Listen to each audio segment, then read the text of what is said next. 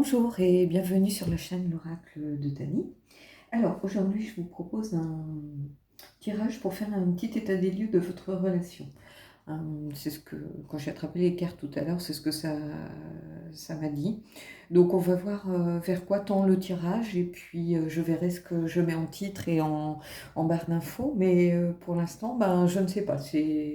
On part sur un état des lieux et on verra ce qui se passe. Alors pour ça j'ai pris le Santa Muerte et Queen of the Moon Oracle. Parce que je trouve que les deux jeux vont bien ensemble et je trouve que, je sais pas, je trouve qu'ils se complètent assez bien. Donc voilà. Et puis ce que j'ai fait, que vous allez voir maintenant régulièrement, c'est que j'ai quelquefois des questions des abonnés, soit par mail ou autre, hein, et, ou des questions qu'on m'a posées, des amis quand j'ai fait des tirages, ce genre de choses. Donc je les ai centralisées en fait dans un petit pot. Et puis on tirera à la fin de chaque vidéo, je tirerai un papier. Alors, voilà, il y a des questions d'ordre de la vie privée, il y a des questions sur ma façon de voir les cartes, sur ce que je pense des réseaux sociaux. Enfin, c'est vraiment très large. Donc on va voir, on verra ce que ça donne. Donc pour l'instant, je les mélange encore un peu, mais vraiment comme ça. Et puis je vais couper et tirer des cartes. Voilà. Hop, je coupe et j'étale. Alors, on va faire déjà vous, l'autre personne. Je regarde juste si on le voit ou pas, l'autre personne. Qu'est-ce qu'on peut faire ce que vous appréciez le plus dans la relation ou chez cette personne. Donc évidemment, ce qu'il ou elle apprécie le plus. Ce que vous n'aimez pas. Ce qu'il ou elle n'aime pas dans la relation. Et puis, on va faire un petit état des lieux. Voilà. Je ramasse mes cartes. Je les pose plus loin parce que je ne tirerai pas d'autres, je pense pas. Alors, on va voir vous, votre énergie. Alors, c'est l'énergie du magicien. Alors, ici, j'ai l'impression que oui, vous avez tous les outils en main pour faire que ça marche, mais en fait, j'ai l'impression que c'est une deuxième chance, bizarrement. C'est ce que je ressens là, à brûle pour point, en voyant cette carte.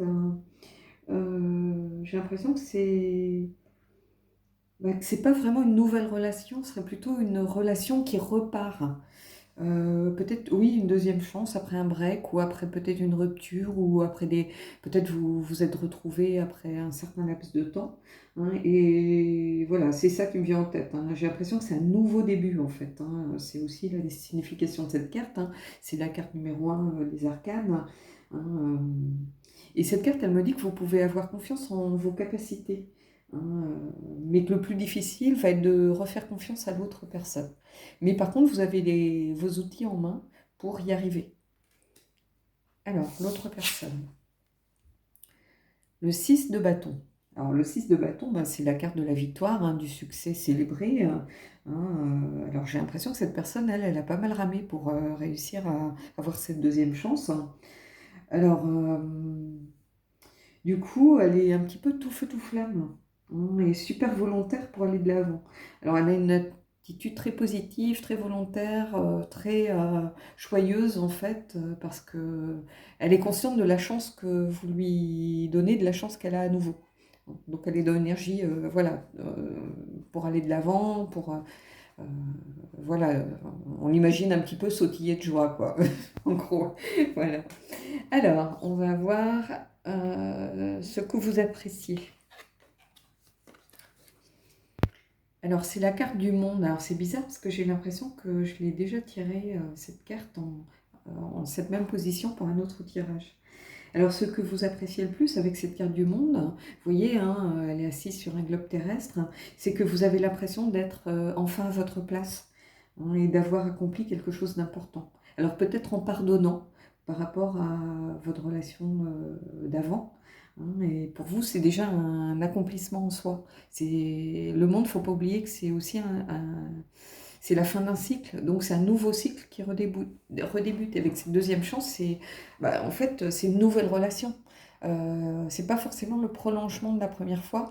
Il faut le considérer plutôt comme un nouveau début, hein, comme on avait avec ce magicien. Voilà, mais avec cette carte, j'ai l'impression que vous vous sentez à votre place en fait. Au bon endroit, au bon moment. Voilà. Alors, ah bah regardez, le soleil. Donc là, c'est ce qu'il ou elle apprécie le plus dans votre relation. Voilà. Alors j'ai l'impression que cette personne, elle a tellement ramé pour réussir à être dans cette relation à nouveau, que du coup, il se sent plein d'énergie. On a l'impression qu'il se sent pousser des ailes. Vous voyez, on a déjà ce petit oiseau là qui ressemble à un colibri. Et faut pas oublier qu'on avait aussi le 6 de bâton qui était le 6 de la victoire. Et j'ai l'impression que cette personne, elle a laissé de côté ses peurs, ses inquiétudes pour réussir à aller de l'avant et pour essayer de construire, de voir vraiment, de faire ressortir le positif euh, de cette nouvelle situation, de cette nouvelle aventure à deux. Alors, ce qu'elle vous appréciez le moins, ce que vous appréciez le moins. Alors ici, on a le 4 de bâton. Alors, le 4 de bâton, euh, ça représente, le 4, ça représente généralement une certaine stabilité. Là, c'est quelqu'un qui est passionné par ce qu'elle fait. Donc, vous avez peut-être un métier qui vous passionne, qui vous demande beaucoup d'énergie, beaucoup de temps. Bon, là, c'est une fleuriste, elle a son étal autour d'elle. Mais j'ai l'impression aussi que, quelque part, ce qui vous fait peur, c'est cette stabilité, justement. Comme si c'est ce qui avait un peu fait capoter la relation la première fois. Hein, je crois que vous n'aimez pas quand tout va bien, en fait. Quand tout roule, vous avez tendance un petit peu à vous ennuyer. Il faut que ça bouge, en fait. Il faut qu'il y ait un peu d'électricité dans l'air.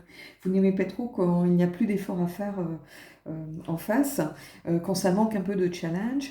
Il faut qu'il y ait toujours du mouvement. D'ailleurs, ce mouvement, on le voit avec la carte du monde, où le monde, c'est une carte aussi qui est fin d'un cycle, début d'un nouveau cycle. C'est une carte qui fait penser aussi au mouvement. Et là, vous voyez, on est figé. Elle a sa petite échoppe et elle ne peut pas en bouger. Elle est entourée de toutes ses affaires. Et j'ai l'impression que c'est ce qui vous fait peur un petit peu, et que c'est ce qui a peut-être fait capoter la relation la première fois. Que vous étiez, vous, beaucoup dans des énergies un peu de titiller la personne en face pour la pousser un peu dans ses retranchements. En fait, par exemple, on prêche le faux pour savoir le vrai, on est un peu en esprit de contradiction dès qu'elle dit blanc, vous dites noir, vous voyez, pour essayer que ça bouge, qu'il y ait de l'électricité dans l'air, que voilà, vous aimez pas quand c'est la routine, quand c'est le train-train. Alors on va voir elle, cette personne, ce qu'elle en dit. Alors, vous voyez, ici, on a ce 2 de pentacle. Le 2 de pentacle, pour moi, particulièrement avec ce jeu, contrairement au 2 de pentacle, peut-être dans le rider, on voit quelqu'un qui jongle, voilà, avec le signe de l'infini. Ici, moi, j'ai plus l'impression que c'est une confrontation de deux choses qui s'opposent, en fait. Euh, et là, c'est clairement ce qu'il n'aime pas, en fait, ou qu'elle n'aime pas, c'est justement cette confrontation dans laquelle vous étiez tout le temps. Hein. Ça crée un déséquilibre dans votre relation et ça finit en fait par le freiner, par lui faire peur et surtout par lui faire perdre confiance en lui ou en elle. Parce que cette personne, elle passait son temps à se demander ce qu'il fallait dire, ce qu'il fallait pas dire. Et au bout bon, ça peut être drôle à un moment, mais au bout d'un certain temps, ça devient très inconfortable et très déstabilisant surtout. Parce qu'on n'arrive plus à se faire confiance, on n'a plus confiance en soi, on a tellement peur de mal faire, de dire les choses qu'il ne faut pas, qu'on ose, en fait, ça a l'effet inverse parce que du coup, on n'ose plus bouger. Et vous voyez, cette personne, alors c'est ça qui est très intéressant avec cette carte, vous voyez, on a deux moitiés de papillon qui forment en fait une entité. Et là, on a deux personnes finalement qui se complètent, qui sont complémentaires dans leurs énergies. Alors on le voit avec ce qui s'est passé dans le reste du tirage. Vraiment là, oui, c'est deux personnes qui s'opposent un petit peu. On a l'impression de les voir front contre front. C'est à celui qui fera un pas en arrière, quoi. Et ce déséquilibre qu'il y avait dans votre relation, ça répondait plus aux attentes de personne. ni au vôtre, parce que du coup cette personne était complètement tétanisée de peur de mal faire, et encore moins à elle, puisqu'elle était dans la peur et dans le manque de confiance et l'instabilité quotidienne et totale, quoi. Hein. Et c'est ce déséquilibre qui a fait que bah, vous avez fini par vous dire ça ne fonctionne pas, il faut qu'on se sépare, personne n'y trouve son compte au final. Alors on va voir la résultante ou le conseil. Alors, c'est très intéressant, regardez, on a ce 10 de coupe avec à nouveau ce papillon. Alors les 10 sont des papillons, avec chaque 10 a une partie du squelette. Ici, bah, on est dans les coupes, hein, c'est le 10 de coupe, donc on a la cage thoracique qui contient le cœur. Hein, par exemple, sur les pentacles, ça va être les pieds, parce que les pieds sont, bah, c'est le matériel, c'est les pieds sur terre, voilà. Les bâtons, ça va être autre chose, les épées, ça va être le mental, avec le crâne, vous voyez. Et ici, on a la cage thoracique. Et on forme à nouveau ce papillon qui est le papillon aussi de la transformation. Donc cette carte, ce qu'elle m'indique, c'est qu'il faut que vous vous concentriez sur ce qui vous réunit, en fait, et pas sur ce qui vous sépare. Et ce que je vois, moi, qui vous réunit, c'est qu'il y a beaucoup de complémentarité, il y a beaucoup d'amour entre vous, et il y a une envie de réessayer profonde, il y a une envie de reformer cette entité, cette unité, de retrouver en fait l'unité que vous aviez. Mais pour ça, il va falloir que vous arriviez à trouver un équilibre. Hein. Il va falloir que chacun rengaine son ego et se concentre sur l'autre au lieu de se concentrer sur soi, de façon à ce que les forces finissent par s'équilibrer pour réussir à former quelque chose d'uni. Hein. Voilà. Alors, on va tirer une carte du Queen of the Moon Oracle.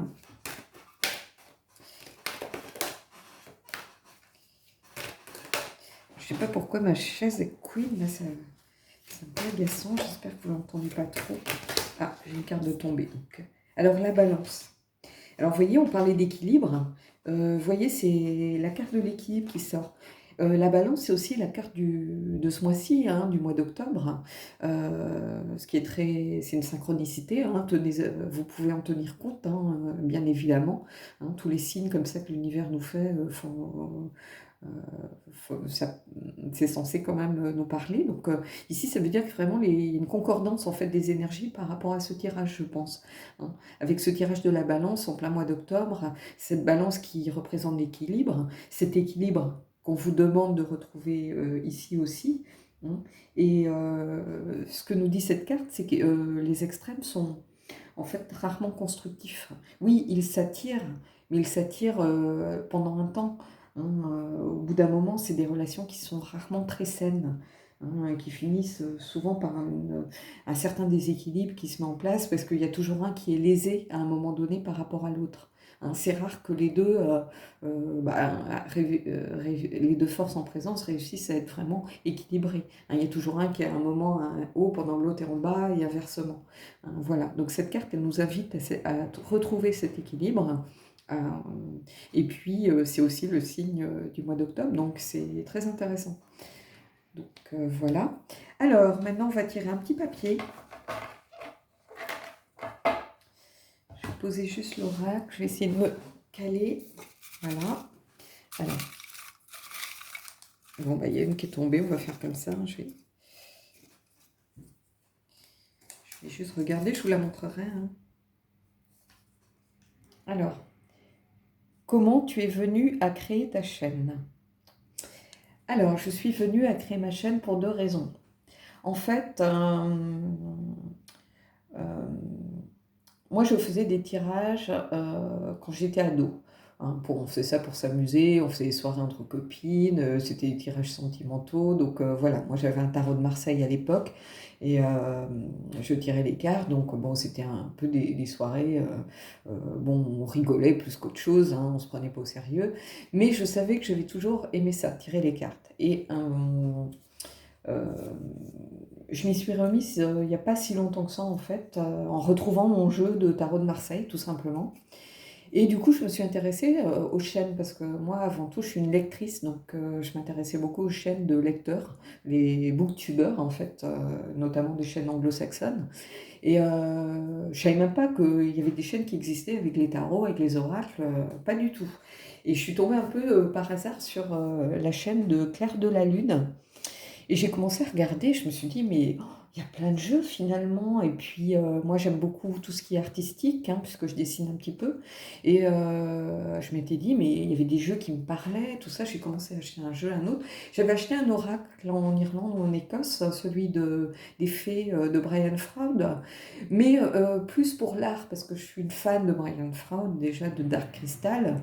Pas du tout pour tirer les cartes, hein, loin de là. Et du coup, je m'y suis remise petit à petit comme ça. Et j'ai créé ma chaîne en fait parce que j'avais envie de partager avec d'autres personnes, tout simplement. Parce qu'une fois qu'on a fait le tour de sa famille, de ses amis, bon, on va pas faire ça tous les jours non plus, et ça me manquait, donc je tirais les cartes pour moi, mais j'avais envie d'être dans le partage.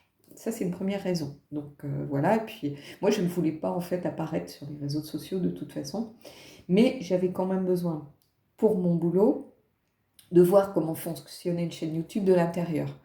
Voir comment fonctionnait l'analytics, fonctionnaient les données, fonctionnait qu'est-ce qu'on pouvait faire, pas faire, hein, voilà. Donc comme j'avais besoin, j'ai joué un peu l'utile à l'agréable, et puis je me suis prise au jeu. J'ai eu beaucoup de bienveillance en fait de la part de vous tous. J'ai eu des abonnés qui, comme je m'étais dit, bon, je vais avoir quelques abonnés, mais peu importe, puisque moi au départ, je faisais ça, voilà, un petit peu comme ça. Et je me suis prise au jeu, tout simplement. J'ai vu que ça fonctionnait, que ça parlait à de plus en plus de personnes. Et voilà, et maintenant, ça fait partie de ma vie, ça fait partie de euh, du temps que je peux consacrer à autre chose qu'à mon travail. Il y a une partie qui est consacrée à cette chaîne, parce que mine de rien, ça prend du temps pour créer un contenu, faire des tirages, pour uploader, pour répondre à vos commentaires, répondre à vos mails. J'essaye, tant que j'ai pas des milliers et des milliers d'abonnés, d'être encore, d'essayer de faire des réponses individuelles, hein, vous le voyez sur ma chaîne, donc voilà. Voilà, écoutez, j'espère avoir répondu à cette question et je vous dis à bientôt pour un nouveau tirage.